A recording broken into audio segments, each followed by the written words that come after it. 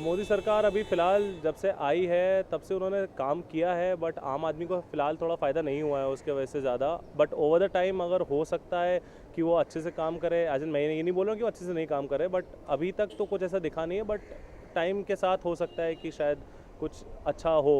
महंगाई में जब कांग्रेस सरकार बढ़ाती थी तो मोदी के भाजपा वाले लोग आवाज़ उठाते थे, लेकिन आज मोदी सरकार महंगाई बढ़ा रही तो कोई आवाज़ ही नहीं उठा रहे हैं और गरीब इसमें पिस रहा है।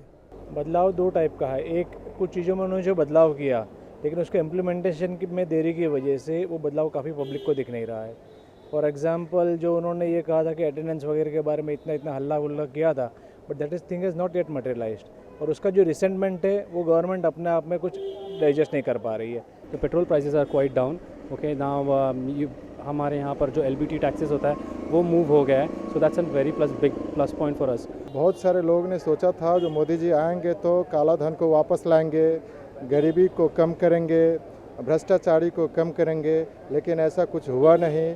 वो केवल बोलते रहे, वोट इकट्ठा करते रहे और केवल बोल वचन पे ही अभी तक अपना काम निभाते रहे। पूरी कंट्री में जो 100 स्मार्ट सिटीज़ बनाने के प्लान्स हैं वो काफ़ी अच्छा है, और ओवरऑल वर्ल्ड में भी इंडिया के लिए काफ़ी अच्छा इन्वेस्टमेंट्स का पॉजिटिव सेंटिमेंट बना है। कोई भी प्राइम मिनिस्टर बनेगा तो पब्लिक के लिए, जनता के लिए सब कुछ तो फ़ायदेमंद नहीं हो सकती हर चीज़ें। अभी आज जैसे कि सब्ज़ी प्याज आज महंगा हो गया, देखा जाए तो वो उनके हाथ में कुछ भी नहीं है।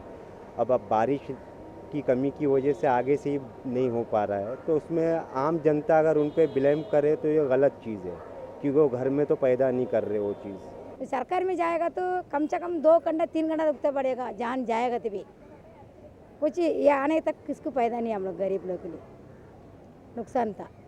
बहुत सारे बदलाव आए हैं, उन्होंने बहुत कोशिश की है। जैसे आज बाहर कंट्रीज़ के पास वो गए हैं और देश को ऊपर लाने के लिए वो पूरी कोशिश कर रहे हैं।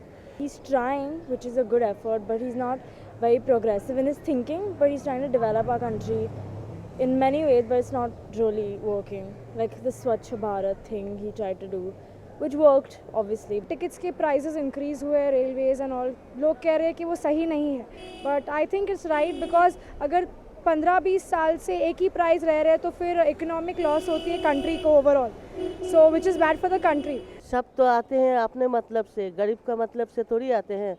वो एक कहावत है ना, जो लंका जाता है वही रावण, सब रावण है, कोई राम बन के तो अभी तक तो आया नहीं जब से मैंने पैदा हुआ, और आएगा भी नहीं। ये मैं चैलेंज के साथ बोल रही हूँ, गरीब का बेटी हूँ। The dream shown by Narendra Modi impressed the voters of India and their vote made him the Prime Minister. The dreams shown by him have not been fulfilled yet. The people are in dilemma whether the dreams would come true or would turn into a nightmare. With video journalist Vivek Akash Singh, MRSC, Mumbai.